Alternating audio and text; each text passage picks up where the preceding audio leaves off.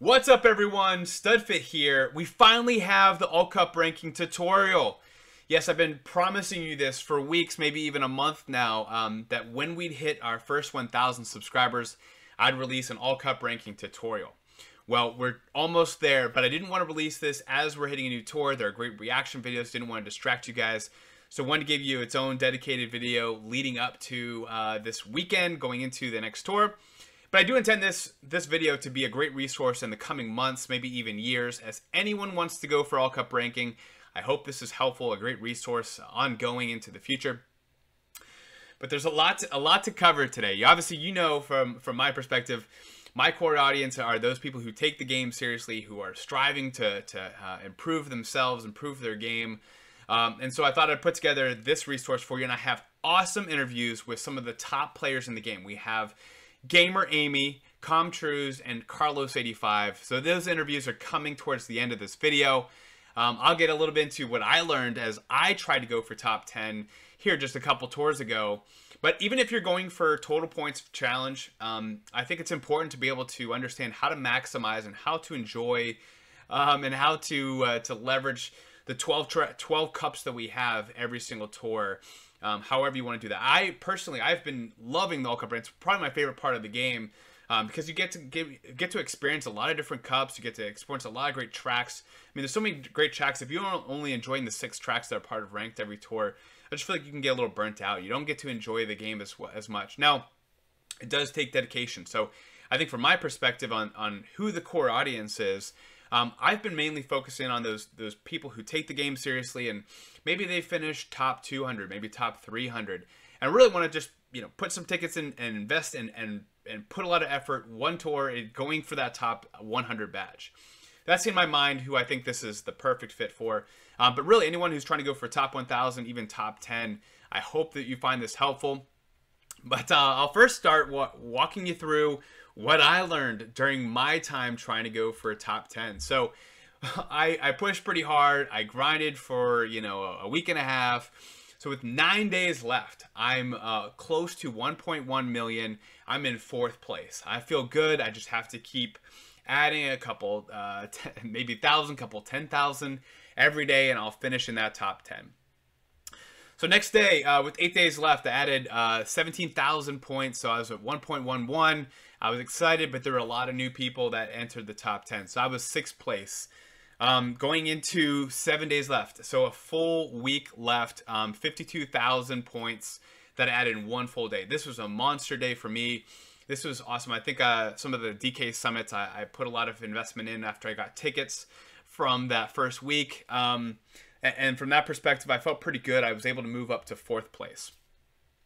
With 6 days left, I added another 38,000. So again, new arsenal, put some tickets, invested in stuff from that week too, tier shop, etc. And was able to break 1.2 million. Now, unfortunately, I hit a wall here with 5 days left, just at 1.207.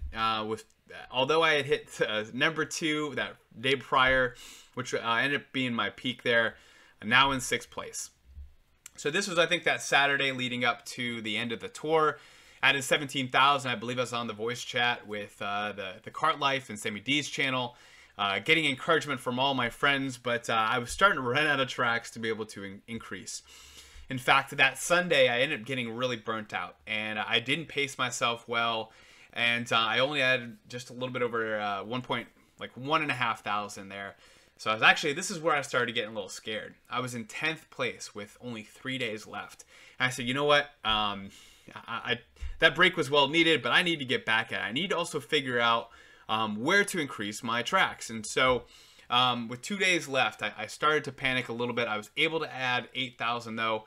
This is where I really figured things out though. When I hit that wall, I was able to take a couple things away. And I was able to add 14,000. I think 48 hours leading up to the end of the tour. Some of the biggest things for me, and I'll kind of talk a little bit more about it, is focusing in on action count.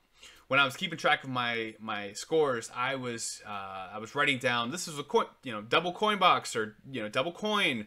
What I didn't realize is that for a coin box especially, is that not all coin box frenzies or single boxes are created equal.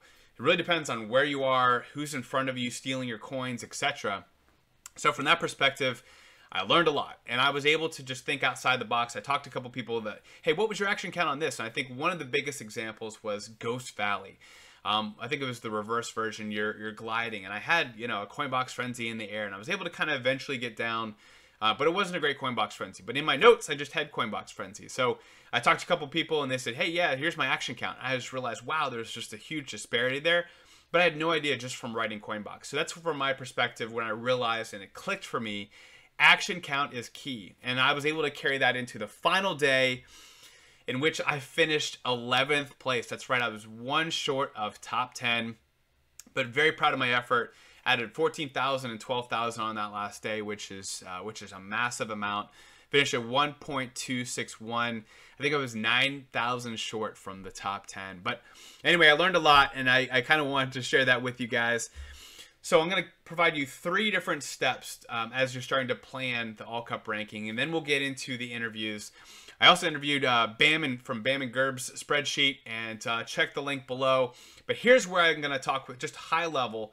Definitely check out this video because we spend, I think, 45-50 minutes talking with Bam about his spreadsheet and how to leverage it, not just for All Cup ranking, for any type of way that you want to be able to use his spreadsheet. But for All Cup ranking, you want to leverage this spreadsheet. You're going to put in all your information about your inventory, and then you're going to get a lot of good information about your drivers, your karts, your gliders, which ones are the most valuable, which ones are in that kind of top tier, second tier, etc. I also give you some information about unknown drivers, unowned drivers, and so you know which ones are going to help me get to get more coverage, etc. But the main thing is just playing around. Once you have your inventory in there, playing around with different options, saying, if I took this to 6, how useful would it be here? How many other tracks does this give me by taking it to this level? And you know me, everyone who watches this content, they probably care about tickets, probably care about rubies, coins, and that's why I thought this All Cup ranking video would be so great for you. You know I love the spreadsheet, but definitely check out that video. But leverage the spreadsheet before you start grinding, because if you grind a track and then you have to try to put tickets on it and then grind it again, you're going to end up losing a lot of time there. Step 2, plan your attack. So you want to prioritize tracks with the highest scoring potential. So here are kind of 3 ways to think about it. 1, what are my best loadouts? You know, if I have, you know, Gold King Boo at triple capped, I want to focus a good chunk of my time, maybe 30% of my time, on the tracks that, depending on how many tracks he has in that tour, focusing in on those tracks where you have the best loadouts. So, you know, if take a look at your loadout. If you have Nabbit at, you know, triple capped level 7, make sure that you're getting a triple frenzy on that track, because, you know, those base points, you know, those levels are multipliers, and you're going to be able to get a lot of points from those tracks, and you might be able to get an advantage over your competition. Now these next 2 are even playing ground, meaning that that best loadouts, that's for you. Those are things that you should focus on. It might be different from other people, but these next 2, it's what everyone should focus on. 1 being long tracks, so tracks with, like, I'm trying to give you an example, like with 8 item boxes. These should be triple frenzy tracks. You know what I mean? I'm thinking like the Dino Jungle, Rock Mountain, some of these really long tracks. And now we have even some new ones like DK Summit as an example. So these are tracks where you're going to want to be able to get, you know, you're not just getting a double coin frenzy. You might be wanting to try to get a double coin frenzy with a couple like single boxes, or with a couple extra, maybe a triple frenzy, whatever it might be. But these are long tracks, and you should maximize them. I spent a little bit too much time focusing in on the Rainbow Road, the 3DS version, but I knew that it was such an important track. But I think there were so many other players that had PGP triple capped, and so I knew I was at a disadvantage. I probably put a little bit too much, pretty much too much attention to try to keep up with them, versus just maximizing my load. I was one of the first that were in the top 10 that had Nabbit at level 7 double capped. And I should have just probably focused a little bit more on those tracks to kind of to that first point about those best loadouts.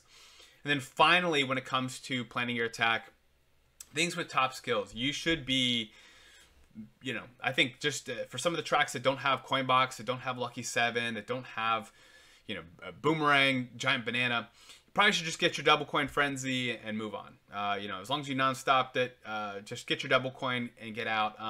You can try, if you're going for top 10, that's where, you know, you might want to think about trying to triple frenzy it. But for like top 100, just getting a double coin frenzy, move on. You want to focus in on getting those single boxes. Single boxes are key. It's one of my takeaways that I'll give you here at the end in the stud tips. But from that perspective, you know, getting those action counts up from extra lucky sevens, just, you know, outside the frenzy, like the actual, you know, singled lucky seven, adding those to a great lucky seven coin frenzy is going to be key. It's going to be very important when it comes to leveraging them and maximizing the track, and not spending too much time on the tracks that aren't going to give you maximum points. Also, just a selfish plug, check out the rundown. I talk about all cup ranking MVPs. These are the items that are used the most in that tour. So many of them are new items. And so for this example, the Sydney tour, you know, baby Mario Koala is used 9 times, which is a lot. And of course, that's because it's a new item. You probably don't have it at a high level. So, you know, you almost kind of want to take that with a grain of salt. But some good examples, though, if you look across the gliders, you know, this is the Silver Manta glider, Black Great Sail, and the Starry Great Sail. The Starry Great Sail new coming out that tour. But Silver Manta glider might be a good example. If you might want to put tickets on it, get it up to a high level. So you have 8 tracks where you have a level 6, or, you know, do whatever you need to use this list to your advantage. A good example would be Sports Coupe, you know, with 7 tracks there. Shy Guy Ninja with 7. This was a great tour for those of you who did grind for this tour. Peach Vacation, she had 6 tracks and she was monster. I think a lot of people were getting her to level 7 at the time. She was a great MVP for the All Cup ranking that tour. Step 3, track your success. So you want to be able to as you're going through, you don't want to waste time going back and revisiting tracks if you've already done a great job of maximizing them. So you want to keep track of your loadout, keep track of frenzies, keep track of how many single boxes you had. Most importantly, keep track of your action count. And I'll talk about the All Cup ranking action count spreadsheet that we basically revised for this reason, and you can check it out in the link below. You might want to keep track of whether you drop combo or not, and then ultimately at the end, you're going to keep track of your score. So let's talk about this spreadsheet. Check out, download in the link below. We put together an all cup ranking action count spreadsheet. And the idea came from this example where I gave you earlier about Ghost Valley, and I realized a coin box in the air is not as good of a coin box as you could on the ground. So from that perspective, keeping track of action count is everything. Now, I get it. Some actions are different than others. I think when you're deciding between, hey, should I go for this giant icicle or this coin, you want to go for the one that has the more points for that action, no doubt. But then at the end of the day, the difference between those actions are not going to be as important as the number of actions. So, yeah, you know, if you repel a blooper, you're getting a lot of points for that action. But in general, outside of a couple of these outliers, action count is king. You know, the difference between which these action counts is minuscule compared to the quantity. So sometimes it is quantity over quality. So I had this idea. I said, what if we had all the tracks and we had a range, like a heat map, to say, for me to be able to determine, is 150 actions for this track good? Should I move on, or should I keep on this? And I think from that perspective, the idea for the heat map was born. So I reached out to a couple people on Bam and Gerb's spreadsheet Discord and got in touch with Antilev. He really helped put this dream into place. So kudos to Antilev. I appreciate your help, man. He basically took my idea and put it into real life form. So in the link below for the All Cup ranking action count spreadsheet, there's a tab that says actions heat map, and it shows you from everything that we've collected. You know, this is a live document in the fact that, you know, we are updating this. We are trying to make adjustments when we do feel like the action count range has changed. But we had this in beta mode with Carlos85 last tour, and he did a great job helping us. And honestly, he felt like they were pretty on point. So kudos there. But from that perspective, we have all the tracks that are in this tour or any future tour. The link should be the same, where we have a heat map, a range of where your action count should be. Green is good, red is bad, or needs improvement. But what's great about this is that you have there are a couple other tabs, and I want to kind of talk about this in a kind of different conversation, because DKR.exe, a member of ER just like myself, already had been putting this together. When Antilev and I reached out to him, we said, hey, we feel like there's a great idea for us to be able to infuse your idea that you've already been doing and doing successfully, and our idea to try to help people when it comes to all cup ranking grinding. So what happens is there's a data entry tab, and you can see on that right there on the screen, there's a top section there where it kind of walks you through just a section of this tab. But essentially, you put down the course is already there. You put down the driver. You put down what level it is, your base points. You put it gives you information about how many item boxes there are, which is extremely important, as I've already mentioned. And then you put the frenzies you've gotten, and then you also put in. There's a couple other options there when it comes to what you can put in there. But there's a box column that you can put how many item box or how many coin boxes you got, like single boxes. Or you can use this column to be able to help you when it comes to, and you can see there, you can put in BB, which is boombox, or you can put in L7 or 1 L7 or 2 L7 or 3 L7 if you've gotten some singled lucky sevens, etc. But there's a lot of great features there. Or you could put second, like 2 and D, if you got second place. It's just a kind of a little more information there. But then most importantly, there's an actions column. You put in your action. That action changes color based on where on the heat map it is. So it gives you right away whether you should improve something. So a good example, if you see on for week 1, we had the dry Bowser Cup. And I probably could have improved a little bit on Maple Treeway. That's why you see it in a lighter green. But I think from all cup rank, and of course that was part of ranked, so I had put a lot of time and energy into it. But right off the bat, you can look at the spreadsheet and you can realize that Rosalina Ice World needs attention. That's in red. Obviously, I didn't do Bowser's Castle 2. That might be the first place I start. But once I've done all the tracks, you can see right away what's in red. That's the one I should be doing next. What's in yellow? That's the one I should be doing after that.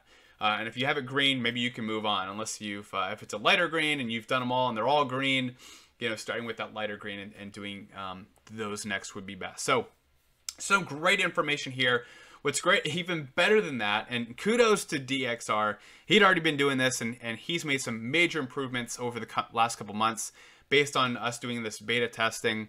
But there's a high score images tab, and this is probably the best part. Is you can take a screenshot, save it as you look back on old tours, but you can see all the information you put into the data entry tab in a very friendly viewer perspective, and you can kind of see what frenzies did I get, and it's more of just a looking back and enjoying the hard work that we've done. So it's very fun. Definitely click that, download it. But again, action count is key, and that's what's one of the tracking your success ideas that I want to leave behind with you guys. All right, so 5 stud tips. 1, action count is king. In fact, on top of that, the single boxes are immensely important. If you think about it, it could be almost as many actions as a coin frenzy. And sometimes even more points than say a coin frenzy or really any other frenzy for that matter. But you want to get as many single boxes. A good example would be if you look here, you might see it. Let's see, it's Royal Raceway R. So it's part of the Funky Kong Cup there. The top one, you see Royal Raceway R. I only got a double coin. It's one with PGP. I think a lot of people are getting, coin box frenzies, and that's what I was aiming for. But I got 4 single boxes, and you notice there it's in a pretty dark green there. So from that perspective, think about getting it almost a single box as its own frenzy, assuming you're getting as many coins as possible. No, it's really important to remember not all coin boxes are the same. So let's say you're in a section where you're just kind of wiggling back and forth, and I do think Coinbox, the ability to be able to get as many coins as possible. I think when I'm getting a Coinbox, a single box, I'm aiming for anywhere between 13 to 20 coins. And as I'm getting that single box, really as soon as it hits, or as soon as I press that button to be able to start that coin box, I look down at the counter, and then I'm trying to get as many as possible, aiming for those red coins. And then as soon as it's done, I look down and see how many I have. And I'm like, yeah, you know what, or especially as I'm resetting from the first spot, I'm keeping track of how many coins I'm getting. Also, as you finish a race, you can always look back and see how many coins you got. But there's also coins on the track, so it's tough to manage there. But I think I just want to make sure that you are aware that single boxes are king. You probably already know that. But remember, you're aiming, you know, your goal is to try to walk away with maybe 20, 25 coins from the single boxes, if at all possible. You know, those red coins can be double, count as 2 coins. So from that perspective, you really want to maximize those single boxes. I cannot tell you how important this is. This is the #1 stud tip. Stud tip number 2. Remember that there is a 1% higher chance of getting a frenzy on lap 2 than lap 1. So, you know, I think this is really important, especially when using a ticket.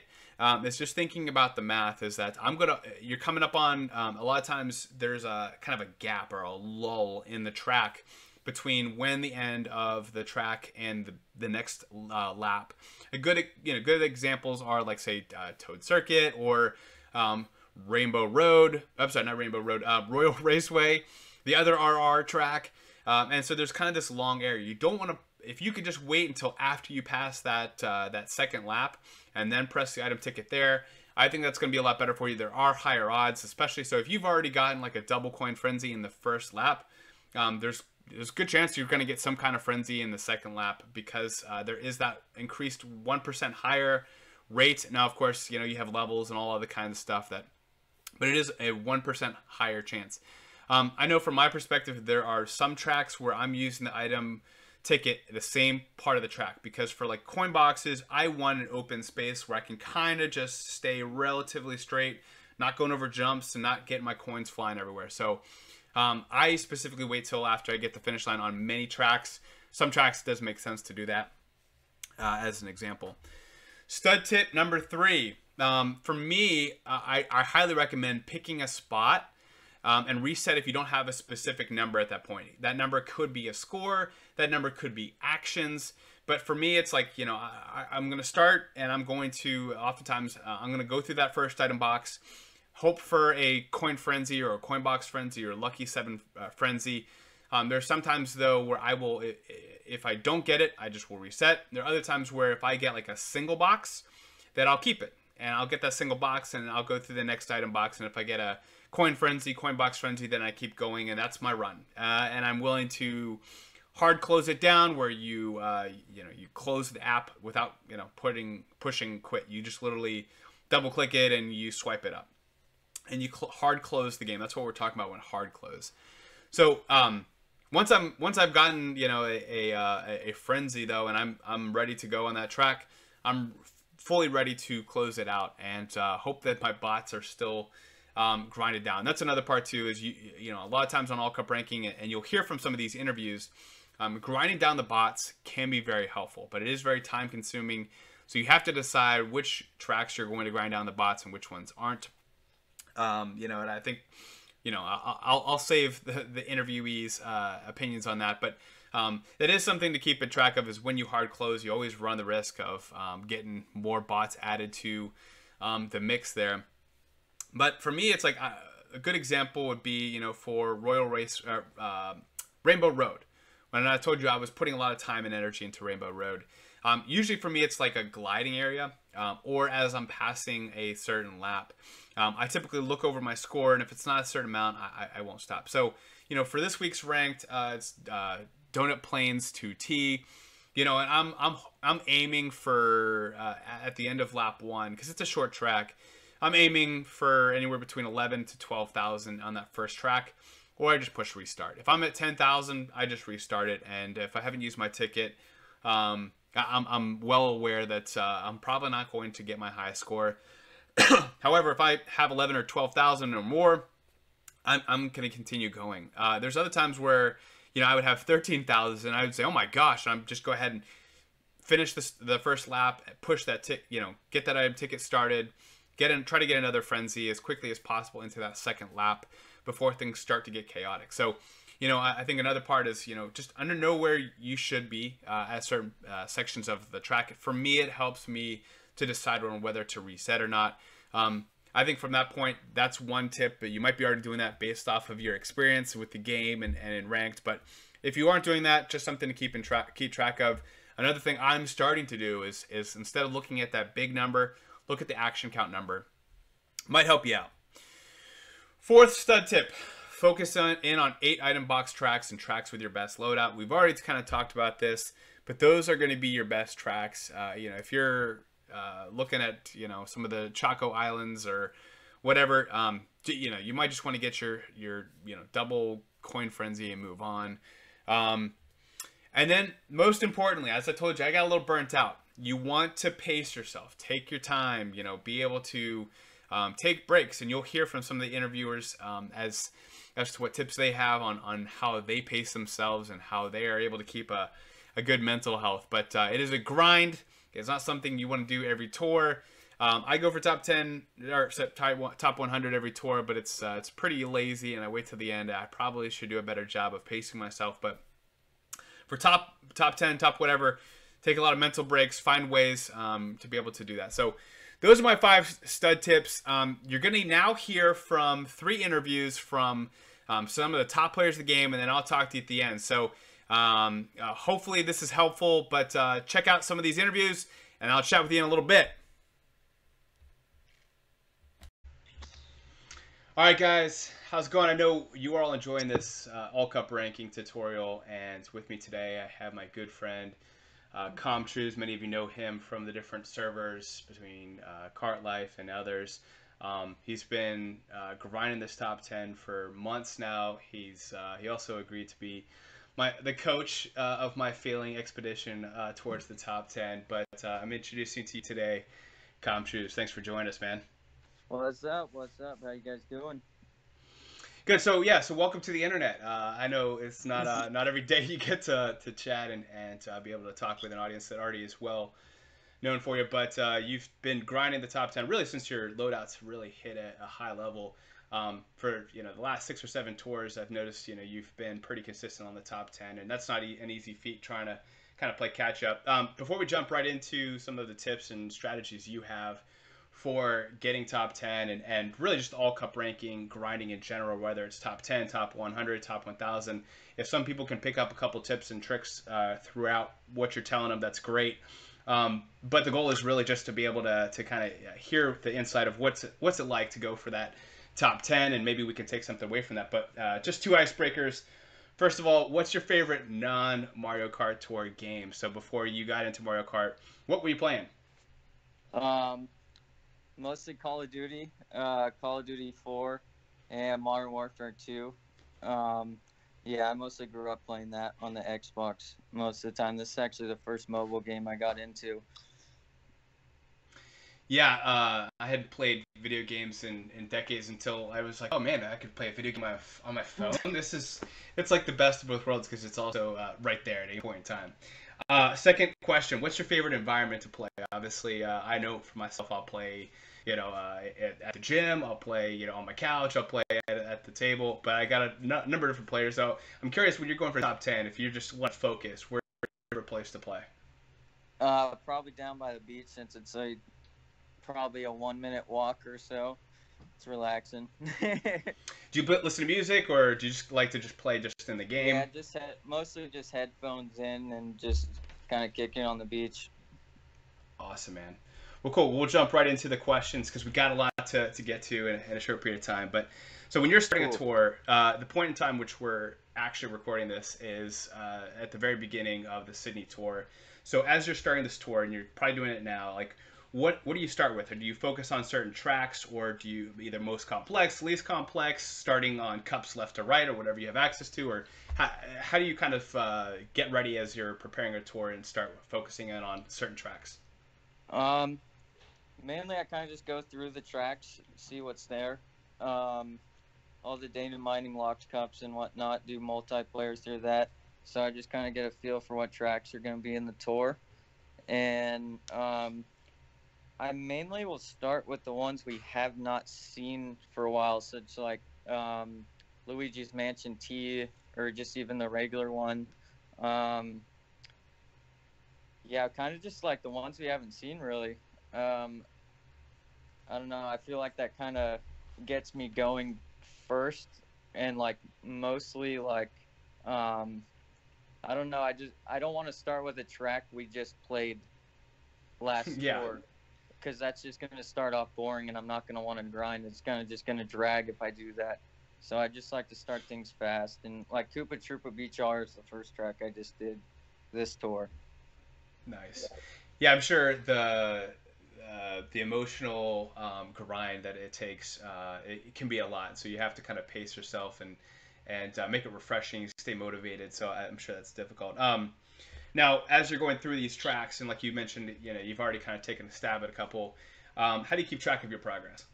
Um, I usually just use my tablet to write in my notes or whatever. Just kind of the action count, base points, obviously the track, um, my driver card glider levels, um, the frenzies and whatnot. Write down if it's a full combo or not. Um, the action count, of course, and lastly, just the score, what I got, and kind of just go from there. Now I know and if you haven't already checked out, Com actually has a new YouTube channel. Feel free to check them out. Truise, just like it's spelled. Do you record all your runs, or Um, is that something that you look back at? so I don't record all of them. Um, I kind of just do the tracks mostly where it's coin box and lucky seven and whatnot, because those are probably the most interesting of what people want to see. I feel like people don't really want to see a double coin run. That's fair. That's fair. All right. So as you're going through, this is a long 2 week grind here, and then of course as you're going back to back to back, tour after tour.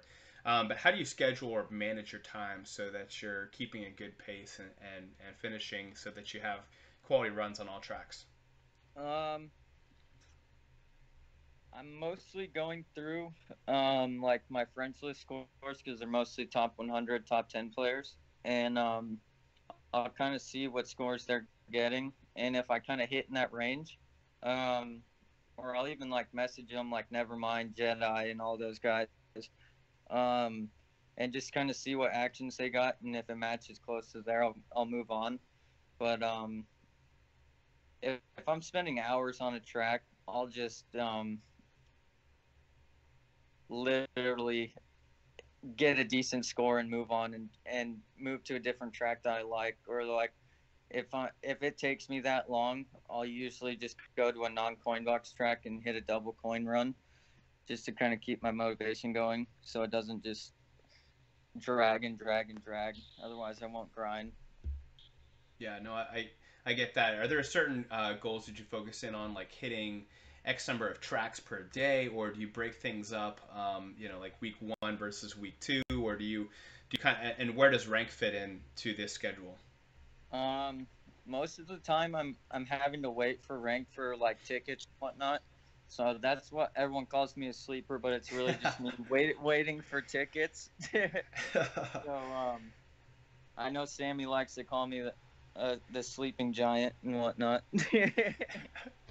Hey, it does kind of fit. So ranked, you wait a little bit, but there's no necessarily rhyme or reason why which tracks you do week one versus week two. Yeah, no, not really. I kind of just stick to at least try to get 2 tracks done a day, man, because there's 36 of them, and you only got 14 days, so you really have to hit at least a couple days of 3 tracks a day. So um, I kind of just play it by year of how fast the run's going, because some take hours, some take 10 minutes.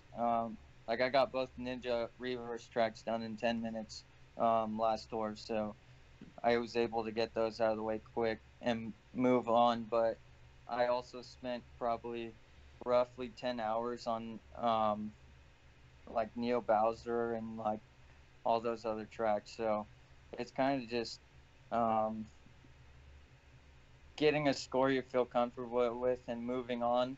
And um, yeah, dude, you just got to keep the pace going. And yeah, pretty much that.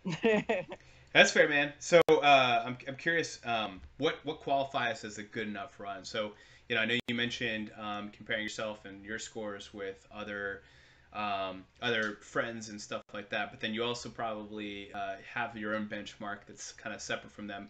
When do you feel like is good enough? um, it really depends on the track.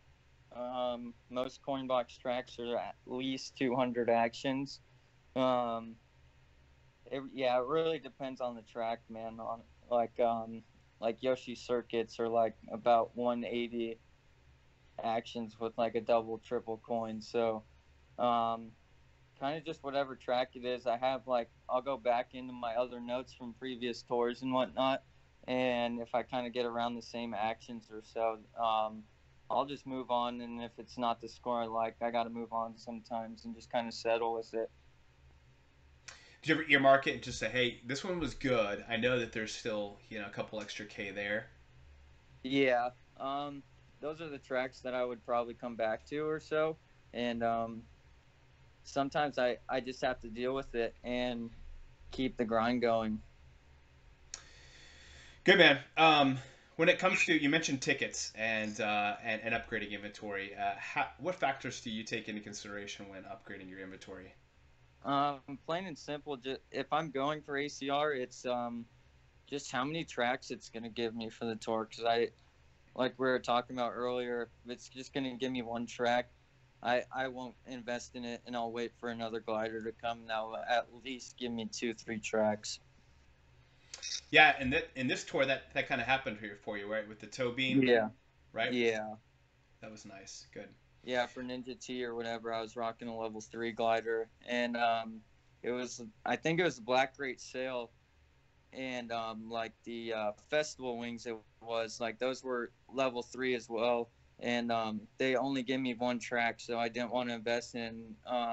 I needed the Tobian glider for Royal Raceway RT, and that came in a pack. Luckily, the store, so now will give me both Ninja T, Royal Raceway RT, and this new track. So that's gonna be the glider I'll be investing in next, more than likely. I like it. I like it. How does driver skill impact how you approach a track? Do you spend more or less times with tracks with Coinbox drivers versus other skills? And then, how do you approach starting positions when you have certain skills? Um, Lucky seven, I'll always start in eighth place and hit the box in seventh. Just because I'll be where the lucky seven does the most damage, and of course going for the single lucky sevens and whatnot in the beginning. And then coin boxes, minimum coin box coin and 2 singles. That's the bare minimum of that, and hopefully get the third frenzy or double coin box or so with a couple singles. And mostly I'll just like with giant banana. I'll usually probably just minimum get a giant banana coin and hopefully for a third frenzy. Sometimes that just takes too long and I'll have to move on. I kind of have the same approach for each track though. Like the only I don't ever go for mushroom frenzies or anything like that. I'd rather go for Hmm. a triple coin than a mushroom because mushrooms like 6 actions less, I believe. Uh, Mm. and I do. I always start in first with the coin boxes. I know like the best placement form is third place, but I don't want to risk hitting the box and set the next box in second, and I do not like to risk the bots stealing my coins. Mm. Yeah. Yeah, people don't talk about that very often, or as much as they probably should, just about those coins being stolen and just getting in front of them. I know that can be tough. The other part about it is it sounds like from what you were saying earlier, sometimes you use Coinbox or Lucky Seven as like good motivation boosts when you're having a hard time getting those triple coins and stuff like that. Yeah, definitely. Yeah. Okay. Yeah. It seems like because it's fun, So it's instead of Yeah. just spending all week 1 doing it that way and then getting depressed week 2, not getting any coin boxes. I can imagine that being the case there. Yeah, definitely. Good. What do you prefer to reset? Is it after like a first item box or a second item box, or depend on the track? And if it does depend on the track, do you specifically reset based off of like position? Kind of walk through using that reset versus the hard stop. And again, I was shocked at how many people don't know what a hard stop is. That's where you use your item ticket and you close out the game. Hard close, just for those iPhone users, double click and then swipe it up. So, those are two things that dude, you'd be surprised. Some people still don't know what that is. But those are two different features or skills that I think take into consideration when you're looking at all cup ranking. How do you leverage those? Most of the time with like 3-box laps, I mandatory either like with a coin box character. Definitely single box or like coin or coin box frenzy has to be first box most of the time. I'll restart instantly. If I get a single or like coin frenzy, I will not use the ticket unless I have like a coin box and 2 singles in the bag already, or a coin frenzy and 2 singles. I'll probably spin the ticket then, and then most of the time I'll just restart if I don't get a frenzy first box with non-coin box characters. And then same thing with Lucky 7, I'll restart if I don't get a single or Lucky 7 frenzy off the bat. Yeah, I really don't use a ticket unless it's like a double frenzy already, because you mainly want the triple frenzy. That's really the gin right there. You don't really want to. I don't know. I feel like I'm wasting time using a ticket with just one frenzy, because more often than not, it's not going to be a frenzy. So I'd rather save my time and restart. That's a really good point. I know for the top 10, I mean, you're really looking for a triple frenzy run. I know as you were coaching me up through my process, you mentioned on the tour prior that you had about 11 triple frenzies out of those 36 tracks. Is that pretty typical? What 30% of your tracks are triples? Yeah, I would say so. I'm not getting a triple frenzy every single track, man. I mean, yeah, it's nice, but in reality, sometimes you just got to move on and settle with your score. And if it's a decent amount of actions with that double frenzy and whatnot, I'll just take it, man, and take it and run. I love that. So yeah, so maybe instead of thinking about things in the way of double frenzies versus triple frenzies, it always comes down to the action count. Yeah. Love it. Good. Okay. When it comes to the item tickets, do you have a specific preference on when you use it? Sounds like you're saying after you've already got the double frenzy, just to kind of pad the stats. And as versus, I know there's some people that say, "Hey, I'm gonna wait and just hold it in case I get that lightning because it's inevitable to happen on a good run." Yeah. I know during my run, I was actually using it specifically at certain parts of the track. So like Yeah. for Royal Raceway, if I have a straightaway, I know that's where I want my coin box. That's where I was just dropping that item. So from your perspective though, it's almost always after you've already had two good run or two good frenzies. Yeah. Yeah, exactly. And like you said, on certain parts of the track, like exactly like Royal Raceway or like Mario Circuit R, where you have that big straightaway. Um, yeah, definitely during certain parts of the track, if you spin your ticket and hope for the coin box frenzy or just a coin frenzy or anything, even that extra single box. But more often than not, I'm doing it second lap using the ticket. But they do mention here, if I probably already mentioned, that second lap does have higher odds of frenzies than the first lap. So Yeah. that's good. So how often do you grind down the bots? That takes a lot of time too. Do you just kind of grind down get a couple those badges removed, or is that something Dude, that you take into honestly, consideration? most of the time I'm actually not doing that. Like, I probably should, but I mean, not doing it is saving me an hour, dude. And an hour is a long time of grinding, because that's at least 100 races to like 100 restarts, you know. And what's it called? I'll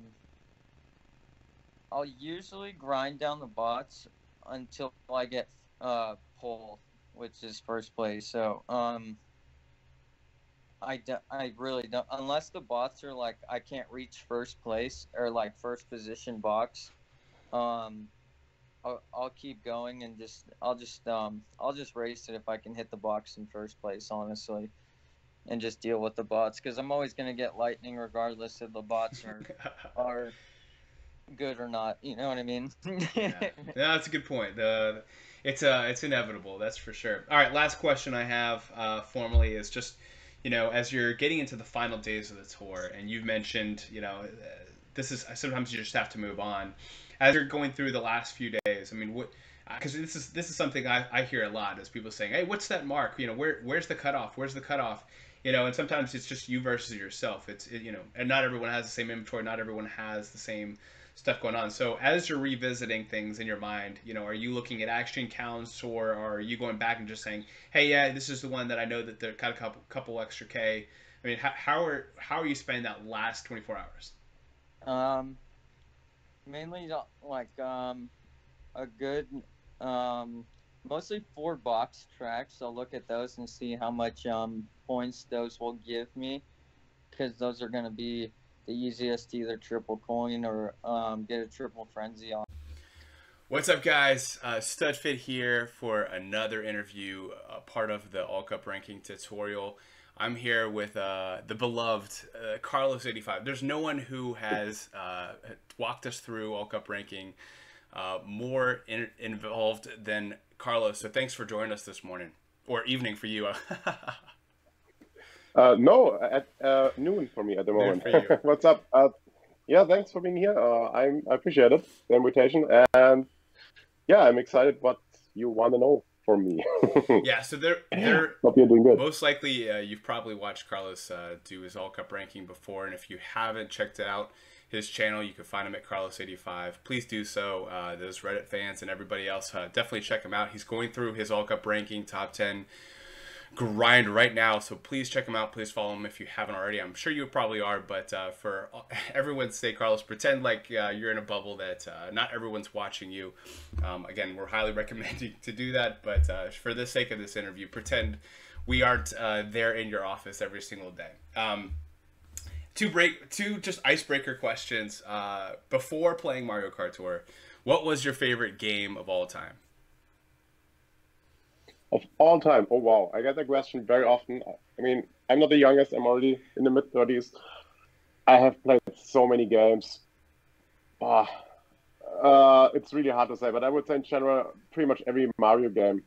Zelda Ocarina of Time, Donkey Kong 64, maybe those. So Nintendo, let's say Nintendo 64 games. That was my childhood console, and those are still my favorite games, and I love to play them sometimes when I have time again. So yeah, I would say, so that generation, it's my favorite game. Awesome. But I don't have one specific game or game. Yeah, it's like once you're part of the Mario family, yeah, you can't get out. You're stuck there. So I completely understand that. Absolutely. I've been asking everyone else what their favorite environment is to play. I think we already know yours. It's probably there in your office chair, but with music going around and 100,000 people following you at the same time. Oh yeah, that would be cool. Yeah, 100,000. I take that. There you go. We'll skip that question and jump right into the interview. But when you're starting a tour, do you start with certain tracks? How are you starting? We're I think 4 days into this Sydney tour. What's the first thing? I know you open the app. You get used to the game. You probably get a couple packs. Now you're ready to start. Where do you start? Yeah, so when I go for ACR, then usually top 10, like I do this tour. Then I wait for StudFit's rundown, then I'm ready to go. So of course that is one thing which helps, but what am I doing? I personally go through all the cups. I check what drivers, what carts, what gliders I might need to use.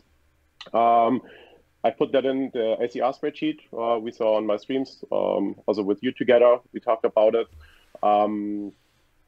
That helps me to have an overview. And then I know, okay, which tracks are Coinbox driver tracks, which tracks are non-Coinbox driver tracks, maybe Boombox tracks. And then I try to get a mix because I don't want to do only Coinbox tracks one by one. So I try like one Coinbox track, one non-Coinbox track, because it could be getting really hard if you only go for coin boxes then. And that helps me also to use the right tickets to level up my stuff. So that's what I do before I go into races. Usually first day is only strat and only leveling up the stuff so that I can start on Thursday for the scores then. Awesome. Kind of to take off of that, what factors do you take into consideration when upgrading your inventory?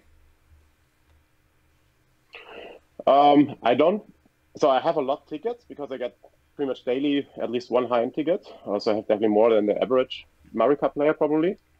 But I don't want to use them all. I still want to save them. So I try to use only the tickets which really gives me an advantage overall in ACR on that specific tour where I go into ACR. So I don't only use tickets because that is a good driver and that helps me in total, but maybe in this tour it's not good. For example, Nabbit. This tour, Nabbit has only 2 tracks, I guess, where I use him.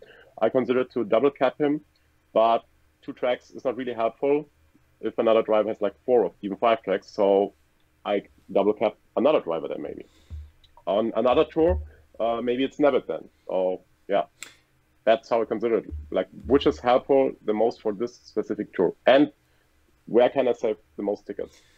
Yeah, and I think it was last summer. I remember when I first heard about your channel, someone was like, "Oh, there's this guy out there who's racing who has everything at 6." And I know you put a lot of time and energy into the game. You don't have everything at 6. You have to even be sparing with your tickets.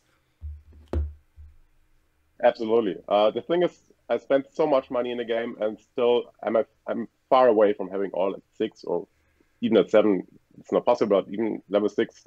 We have so many items already. So for those who don't know me, they will say, yeah, I have everything level 6, but I don't have it. I try to have everything at level 6 or even 7 now for most or specific tracks. Like the most valuable items are at high level, but I have also a lot of items, especially cards, level 1, 2, 3 still. Yeah, and that will never change because we get every week, every 2 weeks, a lot of new stuff. Yeah, no, that's I think it's certainly a misconception. You even have to be wise and think about things, but it's a different strategy though. Going for All Cup ranking top 10, that's this next level. Like I said, even I couldn't do it. So kudos to that. Wow, you can. You will get it someday. So how do you track your progress in the past? And I know we've talked about that even a lot this week on your streams with the spreadsheets. But I think maybe we'll kind of tie this in with the other question about action count. I mean, how do you track your progress now that you're 3 or 4 days in, and how do you kind of what things do you focus in on? So right now I use the ACR spreadsheet because that really helps me to that I see how many actions did I have on a race. What trains did I have? I did grind ACR since the start of the game, and like the first half year, first 10 months, when I battled with Hammercats most of the time, I never really wrote down what kind of trains did I had. I just knew, okay, that was a good race, but I could never tell you what trains did I have. And sometimes you have like a triple frenzy, but that doesn't mean it is a good race. So if I have, let's say, decent runs on all the tracks, and I have maybe 2 days left to go, then I can go in those tracks back again and try to improve them. Love it. Good.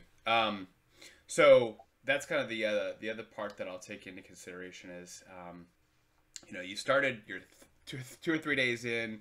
How do you pace yourself? Like, do you separate week 1 from week 2, or how do you treat ranked as a part of this, or how do you break up your days? Are you going for 3 or 4 cups a day, or just, hey, I'm going to focus in on these monster runs that have however many boxes and just try to knock those out first? I mean, it's a long grind. So how do you pace yourself?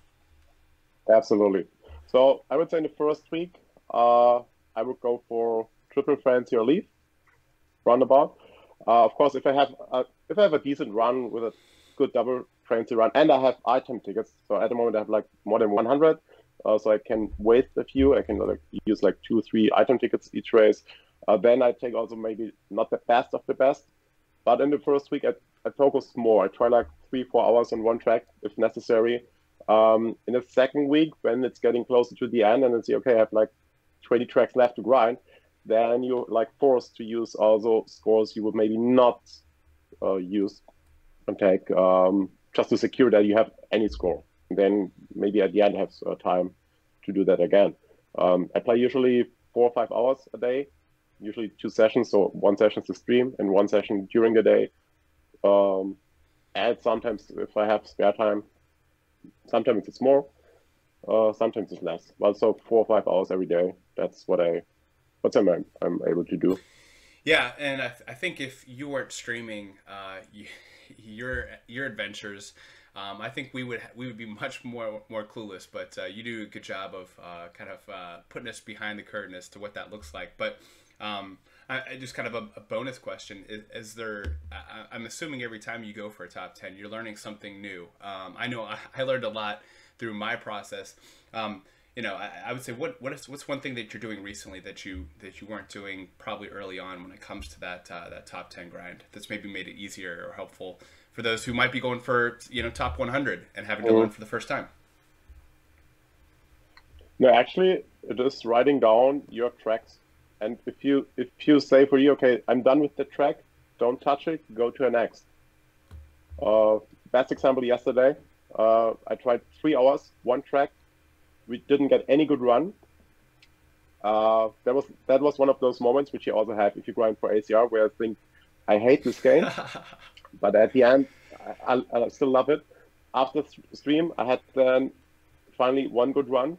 I uploaded the video.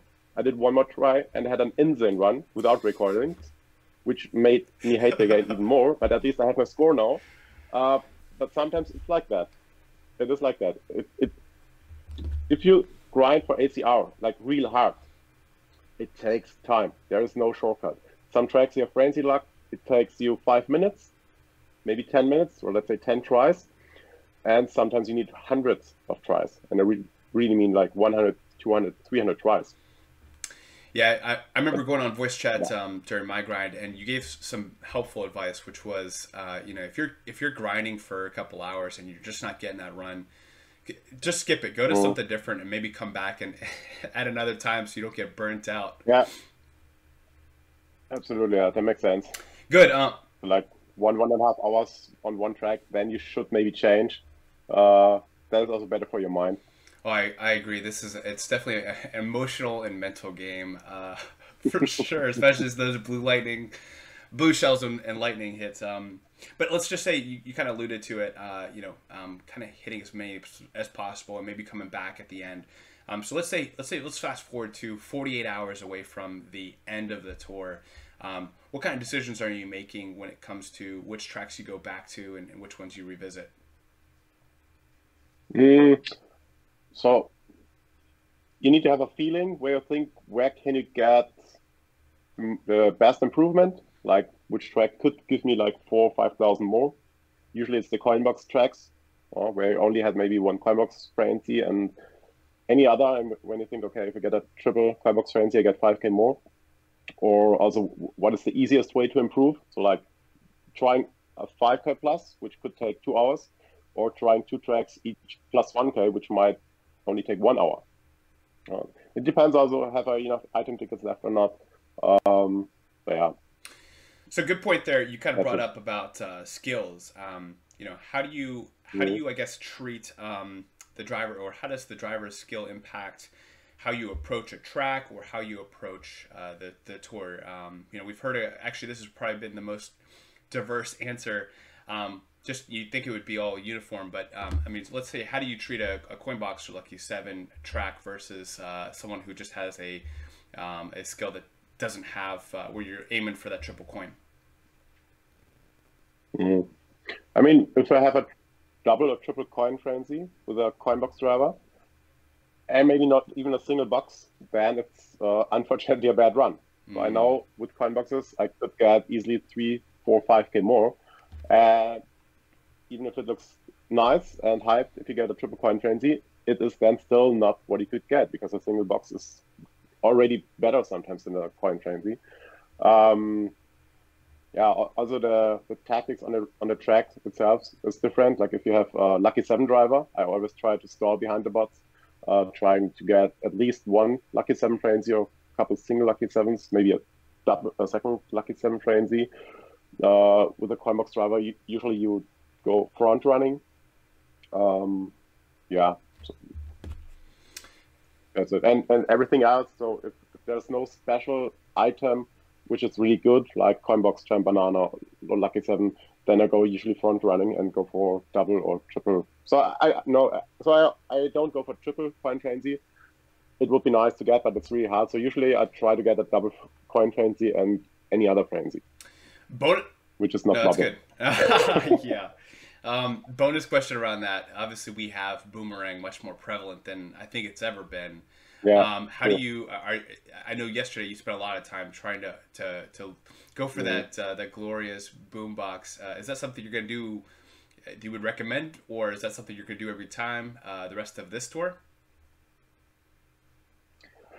I don't really like it because it can take extremely much of your time without any result, like yesterday for me. You can have luck and get it in 10 minutes, like some viewers had it then at the same time. I know it's the best potential for scores. I could increase my score now again, around about 4 or 5K probably, but I also ask myself, is it then worth it to spend maybe another 4 or 5 hours and I don't get it? Or should I maybe just change the tracks because it might be enough for top 10 anyway? Yeah, it's hard to say. So I need to be in a very good mood to do it again this tour. Oh, I bet. All right, so 2 kind of specific questions about, or 3 questions specifically about how you strategize. 1 being tickets, 1 about reset, and 1 about grinding down bots. So we'll start there. Item tickets. What's your belief on where you should be using them? Should you be waiting until after you get lightninged or blue shelled, or are there specific areas in the track that you use them? How do you treat item tickets? So I have different strats. I used to use the item tickets often at the start to trigger a start frenzy, like Lucky 7, Mushroom Frenzy, whatever. But if I don't have a good run then, that means I need to quit the app instead of just restarting. So it takes a little bit longer, which does not really take longer, but I can tell you why it is like that. The second strat is using it after you had 2 frenzies. So the chances there for a third frenzy, using it in the second lap because the chance of getting a frenzy is higher. But in I think for me 90% I use it in the first lap, like triggering in 6 to 8 plays a frenzy, triggering of or after a hit, like I said. So like if you get hit from anything and you have a ticket to keep the combo alive, use the ticket. In best case, you get a frenzy or at least a coin, which keeps the combo alive. So it really depends on the driver, on the item you have, also on the track. For if you have lower level gliders, I would recommend to use the ticket there where you maybe struggle to keep the combo in general. Like sometimes you have a track where you say, okay, I always lose the combo here.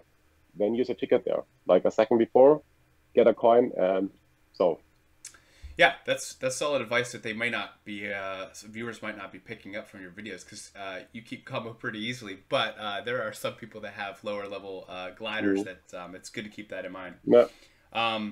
Good. When you prefer to use the reset button, obviously that's pretty new. I know some, like during myself, it was typically like after that first box, after second box, and there's other people that say, hey, I'm just going to get my run as best as I possibly can. If it's nowhere close, I just have a cutoff point. Do you have a cutoff point, or do you still prefer to hard close the app? So hard closing app only when I use the item ticket. Restart, it depends. If I really grind hard for triple frenzy, then sometimes you need a frenzy in the first box. So on some tracks, I reset or restart after first box if there's no frenzy, or a coin box, a single box, for example. Or I try like first 2-3 boxes, and then, so I usually don't go for a second lap. I think I have a way more tries than like casuals, because I think casuals often play the whole run. I'm disappointed, restart, or maybe go into the race again, even using an item ticket, use maybe 10 item tickets a race. That takes too much time. So for me, because if I have 10 tries in like 5 minutes or 10 and 20 minutes, that's the difference. So in 20 minutes, I can have like 40 tries, which is the full try, of course, but like the chance is even higher to get off frames in the first box or in the first 2 boxes. No, good points. I think I already know the answer to this next question, but how often do you grind down bots?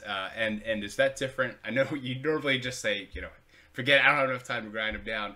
But with this top 10 grind, are you going to grind down bots, or is that a thing that you take into consideration? Or, hey, time is precious, I'm just going to go for it? There's a good reminder. I actually do bachelor spots once on Mario Circuit for the stream.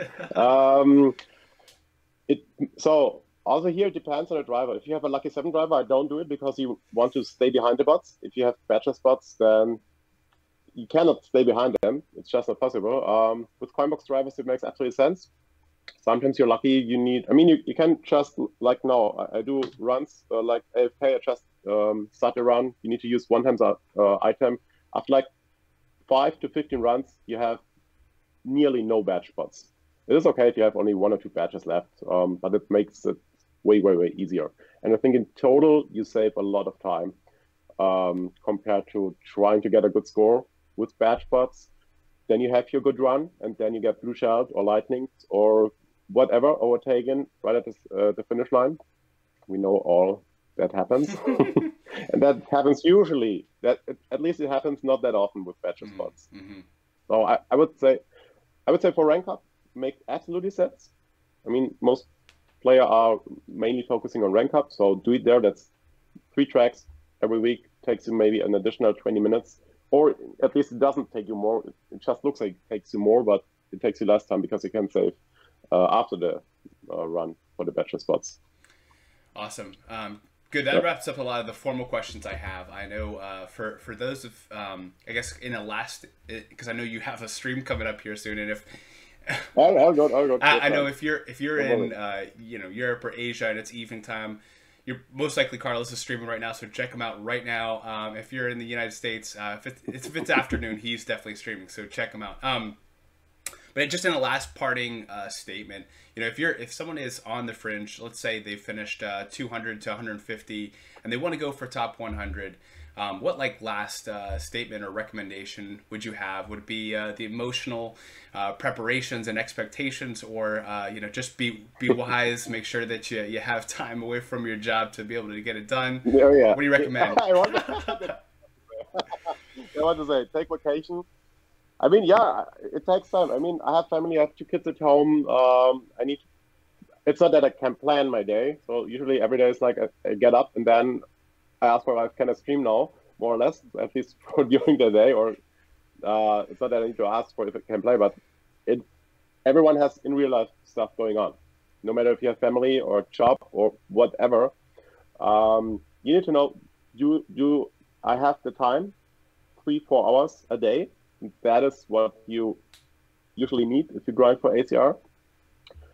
If I grind for ACR top 100, for example, with my account, I do it in 3 hours, 4 hours, and I'm done. But that you cannot compare that. Usually, let's say if you're like top 200, like your example, and you want to try top 100, which might be possible if you are top 100, top 200 and have spent 1 hour a day, then it is definitely possible if you spend 2, 3, maybe more hours a day to be in the top 100.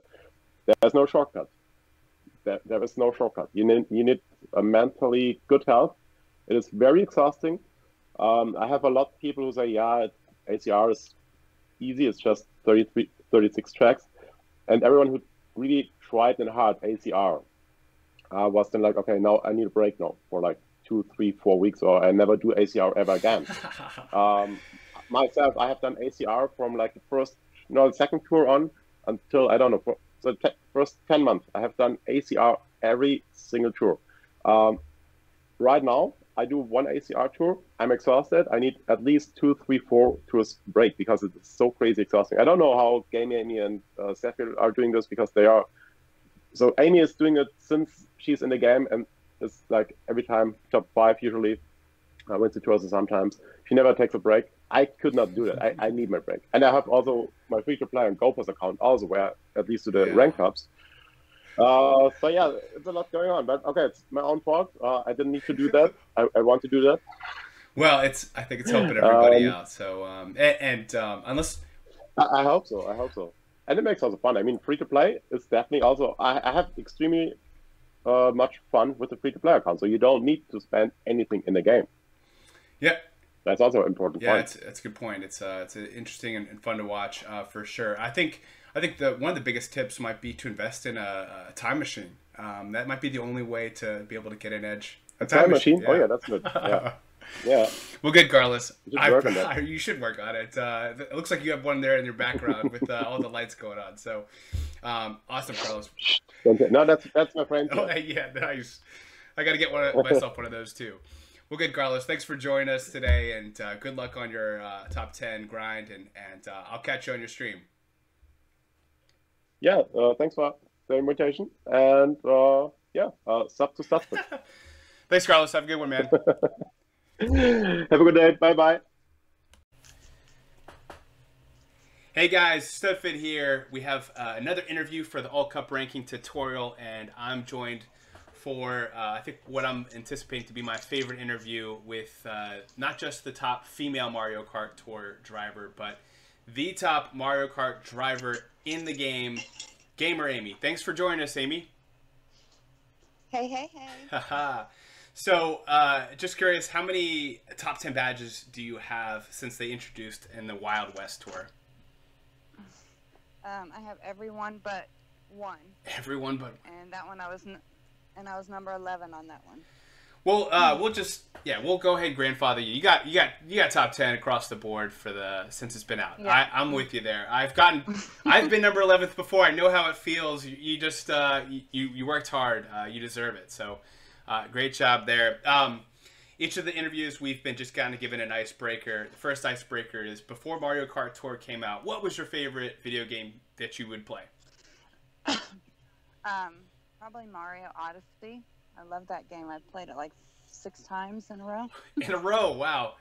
That's awesome. Yeah. There's a lot of Mario fans in general. So whether it's Mario Kart, the previous versions, have you ever played like a Mario Kart 64 or Mario Kart, Deluxe 8, virtual reality or anything?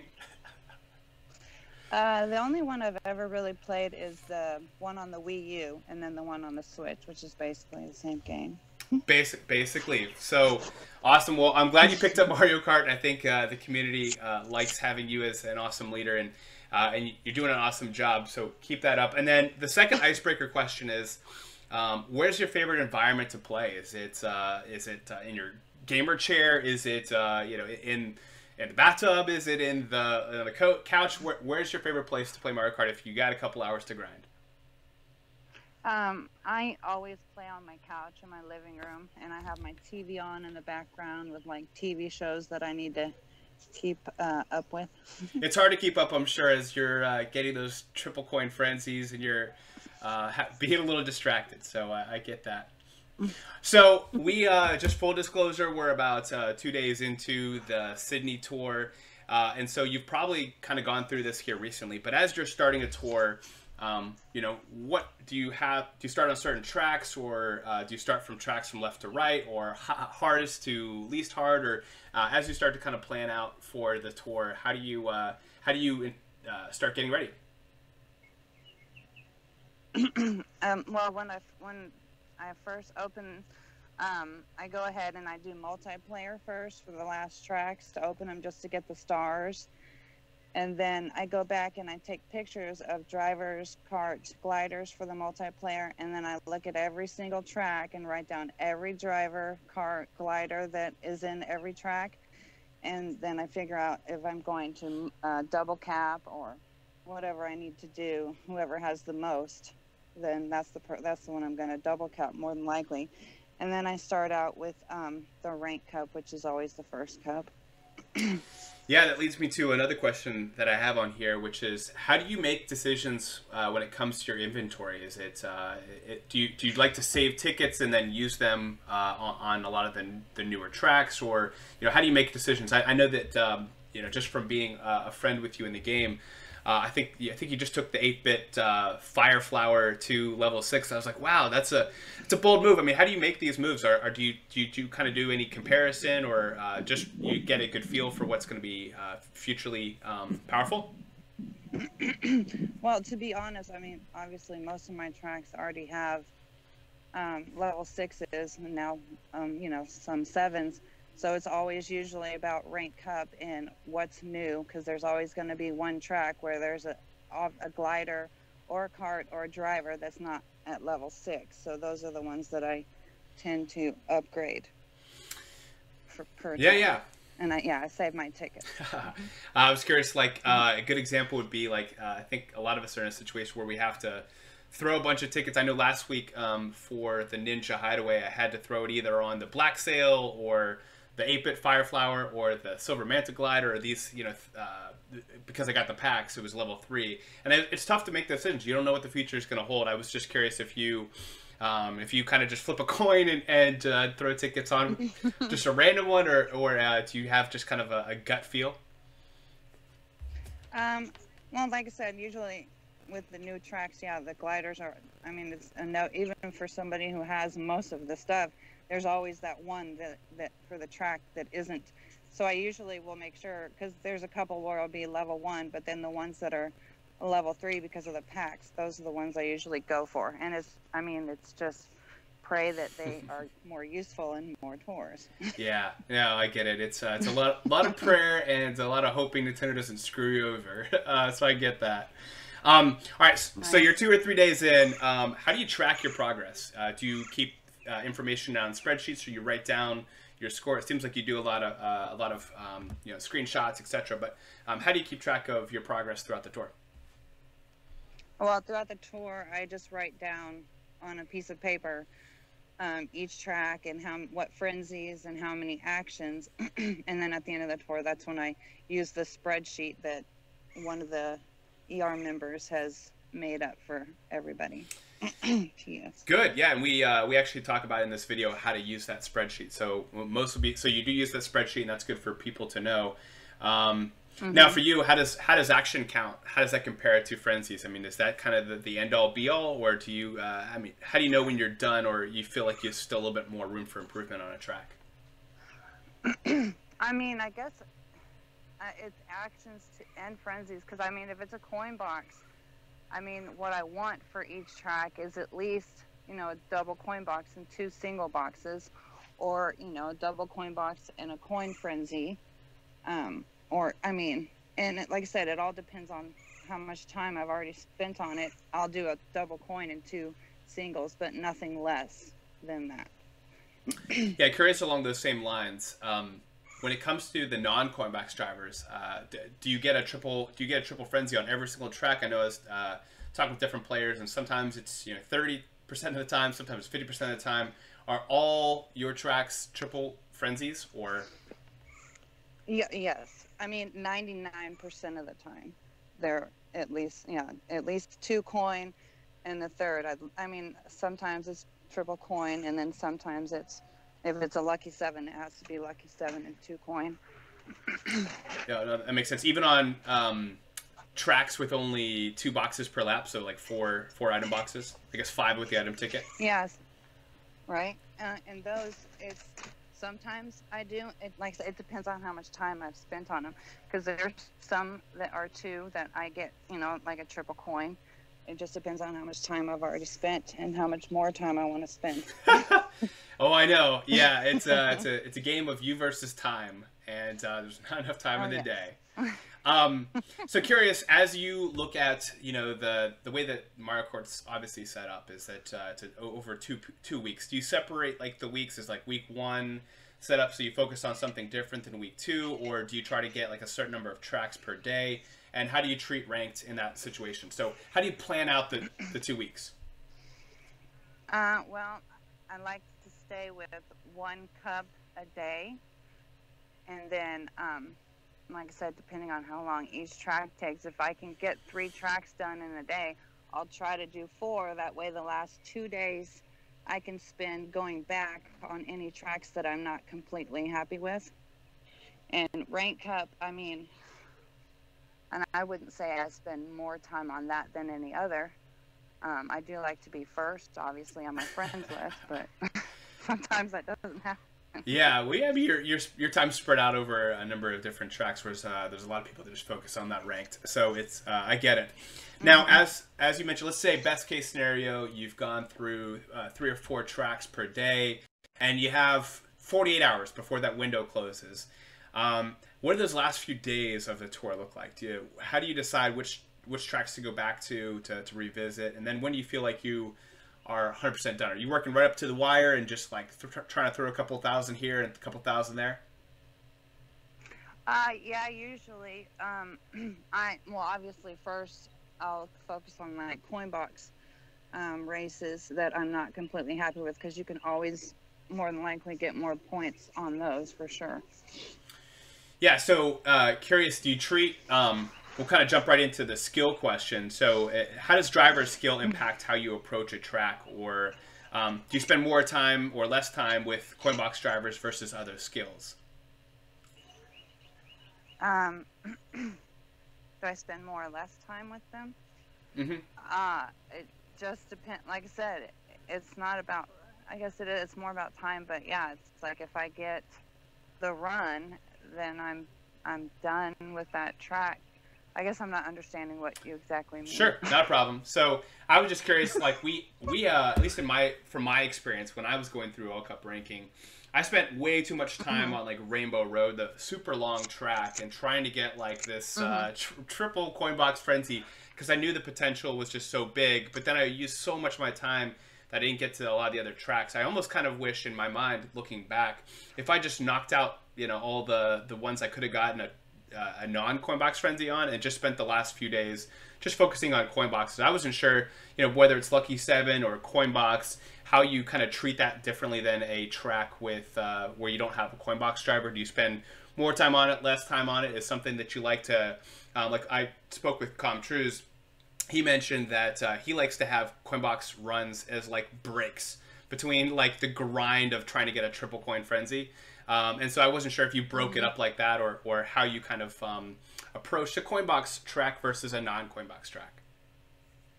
I actually, to be honest, lately, I've been noticing, at least for me, I'm getting my coin box tracks done quicker than a non-coin box, which is kind of interesting, because that wasn't the case before. But it's just because you can get so much more different variations with a coin box versus a non. I mean, I just each try. I don't ever like to just do a track get done. No matter, 9 hours on one track, so I don't like. I mean, but if it goes much longer than that, then yeah, I'm like, okay, I'll try to come back. I get it. All right, so getting into a little bit more detailed questions when it comes to like an item ticket. Are there certain areas where you use an item ticket? Do you focus on like where on the track, or do you try to save it for those situations where you inevitably get hit by a blue shell or a lightning? I like to use my item ticket on the second lap. And it's usually like if it's a coin box track, if I have like a double coin box and then a single box, I'll use it like after if it's a 6 item track, I'll use it after the 5th item to try to get that extra single box, or even the 3rd frenzy with a single would be nice too. So that's how I do that. Yeah, no, that makes a lot of sense. I guess the goal is to hopefully be able to get, if it is a frenzy, get it in time so that you get the full frenzy before you hit the finish line. Oh yeah. Right. Well, if it's a track like that where it's like the last box is like right at the end, then yeah, I'll use the item ticket before the 5th, I think. I see. Or yeah. But it's more like to pad your stats. Like you've already gotten your double something frenzy, and you just like, this is my run, I'm using it. Here's my item ticket, just to kind of throw a little bit extra on. Yeah. Good, love it. When do you prefer to reset? So there's obviously there's the hard close where you kind of swipe up and you close out the app and try to save that item ticket, and then there's also like pushing the reset button. Do you have a preference on the two, or do you have a specific place you like to reset? Is it always after the first box, or how do you kind of decide your strategy when approaching a track with the reset button? Yeah, with the reset, if the track is 6 items and the 6th box is long enough to get the frenzy on the last box, I'll do it after the 2nd. But if the last box is close to the end, then after the 1st box. Awesome. That makes a lot of sense. How often do you grind down the bots? So, you know, that's where, you know, this every time, no matter how long it takes. Yes, they're ridiculous. I mean, there have been times when I've gotten such an awesome run and I kept one bot and it gets me right at the end and screws me up. So, nope, I take them out every time, because if not, like the difference between the badges and non-badges is when you're in a frenzy, if it's a badge, they'll wait till the frenzy's done, but a non-badge will do it while you're in a frenzy. So yeah, every time. Oh, I know. I'm very aware of that. Good. That wraps up a lot of the formal questions. I had one last question I was going to toss in there is how do you stay motivated? You know, I think going for the top 10 every single tour is probably mentally and emotionally grinding. How do you stay motivated? You know, I stay motivated because of all the badges, and I want to just continue to have the most badges out of everyone. So that's my motivation. Okay. So after your 6th run in a row where you're getting lightninged and you're just visualizing and salivating over that badge is what you're saying, right? Yeah. Yeah. I mean, it's hey, I get it. It is keeping the prize on the mind. I love it. Good. Right. For those people who haven't maybe gone for top 100, or maybe even those people that like myself, you know, a couple months back, that are interested in going for that type of grind, any recommendations, any suggestions to someone like that who's looking to maybe I mean, I think the most important thing, really, honestly, is the time. I mean, the time I spend every tour is probably about 120 hours, at least, maybe 120 to 130 hours. That is So I really think that's a lot of time. Yeah. That's a lot of time, maybe. It is. Yeah. But it's worth it. You know, and it seems like that's the requirement. You have to put a lot of time into this, and I think if anyone wants to go for any badge, just brace yourself. This is not something you just kind of walk into. Just like any other sport or any other game, right? You got to practice. Right. Yeah, and I mean, of course, there's always the luck of the frenzies, and of course your loadouts. But I honestly think the time is the #1. That's my opinion, anyways. Good. Amy, I can't thank you enough for joining us today. That was phenomenal. A lot of good tidbits there. I think some of the biggest things that I think takeaways. One is just understanding that time and being able to go into it with those expectations. A couple others are around the item tickets and when you plan on resetting and think about things in the way of item boxes. I think one of the things I've learned from these interviews is just understanding the value of item box tracks and understanding what those expectations are for those tracks versus some of the 6 item box tracks. So phenomenal advice there. Thank you very much for taking the time, and good luck on the city tour. Oh, go ahead. I was also going to say, too, I also think it's really important how you do the caps, because I honestly think that I've actually messed up on a few of my caps, which is why last tour I ended up lower on the top 10. Is because a few of my caps, because most people are did all the coin box, and 2 of my double caps are non-coin box. Ooh. So I think, yeah. Which ones are those? Capping. I did 2 of the Lucky 7s, Lucky 2 and Nabbit, which last tour, really, I mean, it was a coin box tour. It was. We don't see a lot of Lakitu this tour, but he's my favorite driver, so I'm with you. I love that. I love that move, and I know it'll pay off in the long run, for sure. Great points there, Amy. I appreciate you taking the time, and good luck on the Sydney tour. Thank you. You too. Awesome, Amy.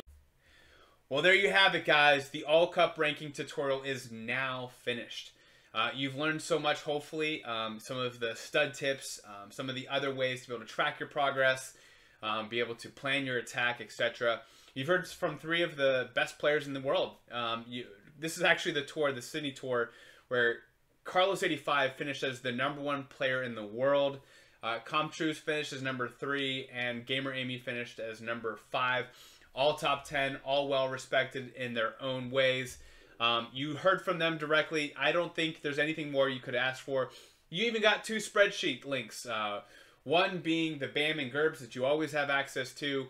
And then you also have the new all-cup ranking, action count spreadsheet to be able to help you out with all-cup ranking, including heat maps and everything. So if you wanted more, I don't know where you would have got it from. I feel like this is the most complete resource. I wish you the best of luck. You have all the tools you need to be able to go out there and finish as one of the top players in the world. So good luck, and as always, pace yourself.